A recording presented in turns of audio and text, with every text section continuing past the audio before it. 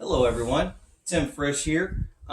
Just wanted to give you guys a beginning guitar lesson. So if you have never picked a guitar up in your life, or maybe you're just starting out, this is going to be the lesson for you. So I'll start out by going over just the basic parts of the guitar and explain a little bit about tuning, and then towards the end of the video, we'll even learn two chords, the D and the E chord, and we'll even learn the song Shout Unto God, Enemy's Been Defeated by Hillsong United. So by the end of this video, if you practice those two chords and what I show you here today, you'll be able to play a song.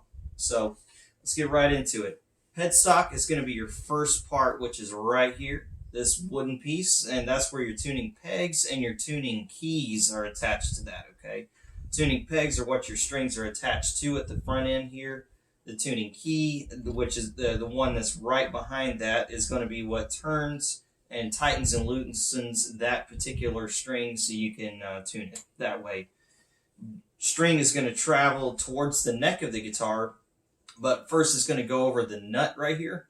Okay, and the nut is going to have grooves in there, so as it's coming from the tuning peg, it goes into that corresponding groove on here, so that you got a total of 6 strings, so to go in the corresponding groove, so that it can go straight back here to the bridge, okay?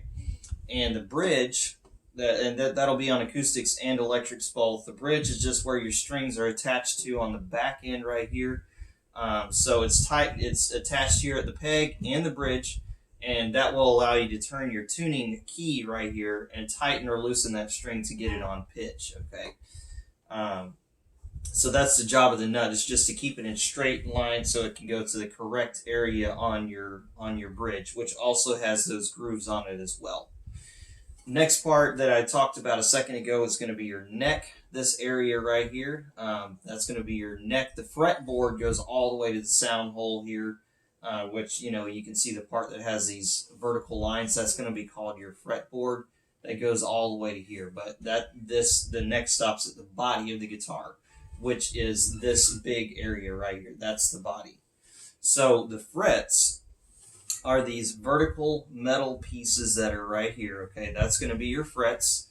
And if I mention a fret number, or if you hear a fret number, so let's say the first fret, that means you're going to place your finger behind the corresponding fret. So if I say first fret, you're going to need your finger or fingers behind that fret, not right on top of it, but right behind it.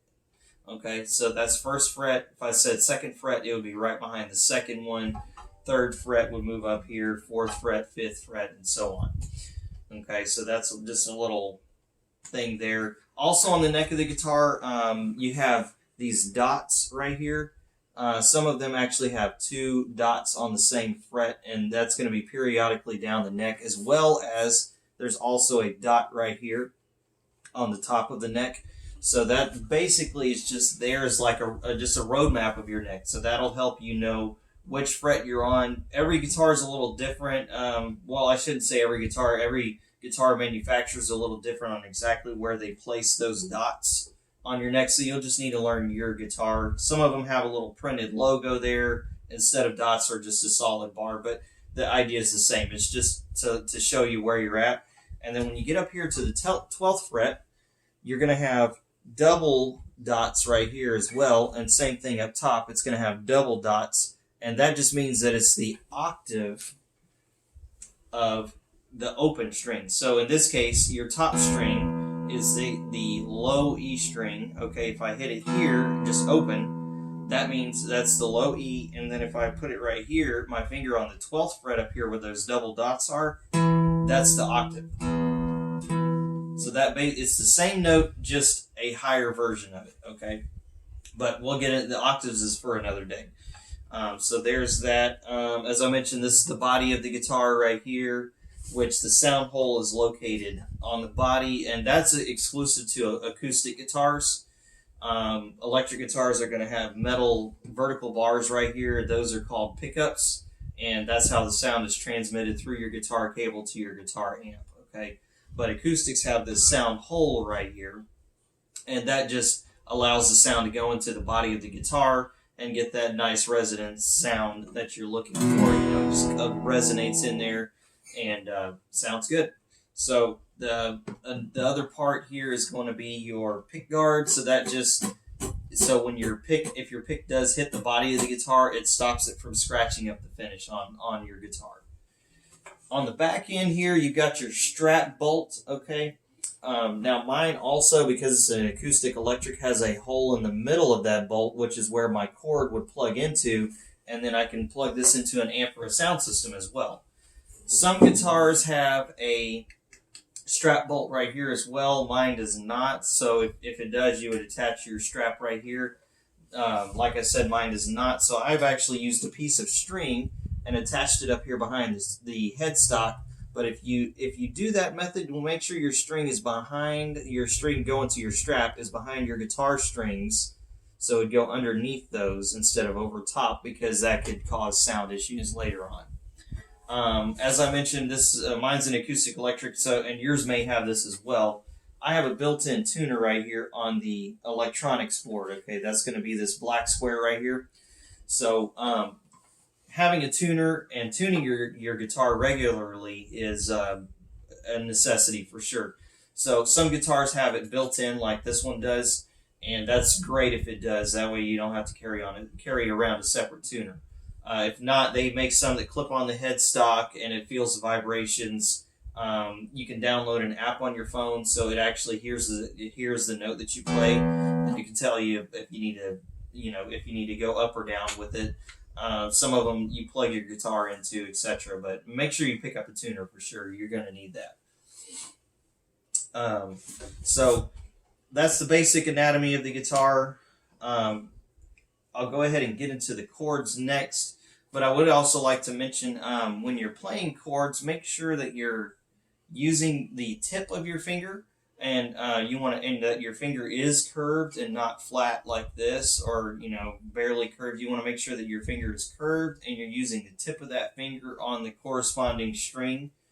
And if you get in like dead sound like this, that can mean one of two things, or both. That can mean either you're simply not pressing hard enough, so that would sound something like that, or it can mean that your finger is simply just touching another string, from it not being curved and it being more flat, and that could cause the deadening or the buzzing sound. So you just want to make sure it's curved. And I'll pause here also and mention that to start with, it's going to hurt. And the more experience and the more you play, the quicker that pain is going to go away, So, I've been playing for 17 years now. My fingers don't hurt until I've played for a long time. And you're also going to get lines on the tip of your fingers as well. That's perfectly normal.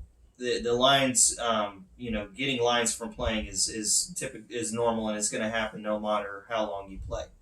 But no shame, if your fingers start hurting, just take a break, come back to it later, and and there's no shame in that, So that'll help you build that muscle memory. The more times you come back to the guitar and play those same chords after you've taken a break, it helps you to build that muscle memory over time as well.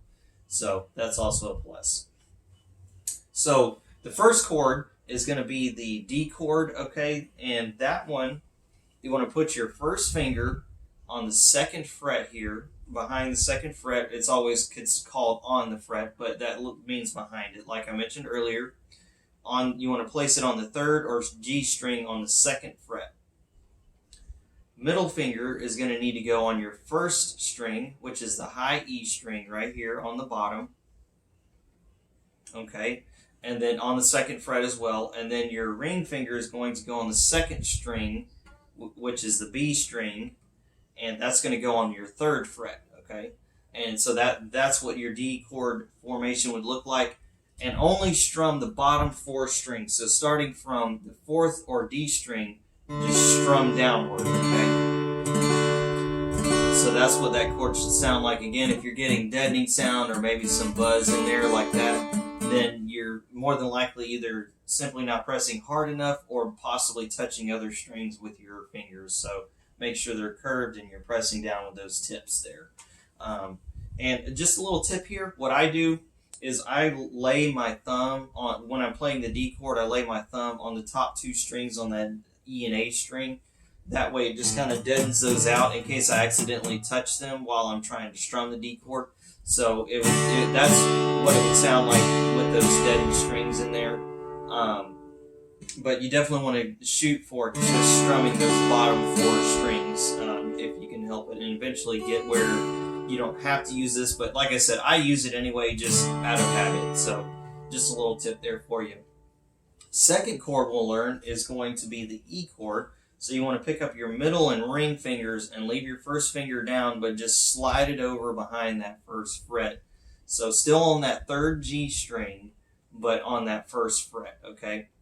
And then you want to place your middle finger up here on the 5th or A string on the 2nd fret, okay?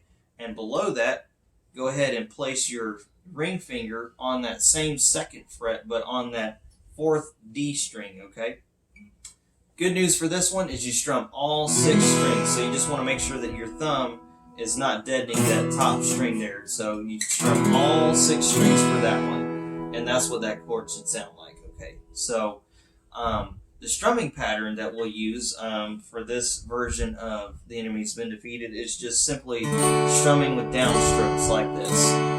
Okay, so strum 4 times on the D chord, and then strum, and then change to the E chord, and then strum 4 times on that one, and then go back to the D chord and strum 4 times again, and just keep going back and forth between those chords, and that's all that you have to do to be able to play that entire song. So here's kind of what it would sound like slowed down. So it would be like 1, 2, 3, 4, E, 1, 2, 3, 4, D, 1, 2, 3, 4, E, 1, 2, 3, 4. So that's what it would sound like. Once you get more comfortable switching back and forth between those chords there, you can go up to full speed, which would sound more like this. 1, 2, 3, 4. 1, 2, 3, 4. 1, 2, 3, 4. 1, 2, 3, 4. The enemy's been defeated, and death couldn't hold you down. We're gonna lift our voice in victory. We're gonna make our praises loud, 'cause the enemy has been defeated, and death couldn't hold you down. We're gonna lift our voice in victory. We're gonna make our praises loud. So that's what that song would sound like with the simplified version. And once you get more comfortable with it, you can add some upstrokes in there with it as well. So instead of just all downstrokes like this, you can add some upstrokes so it'd sound like this.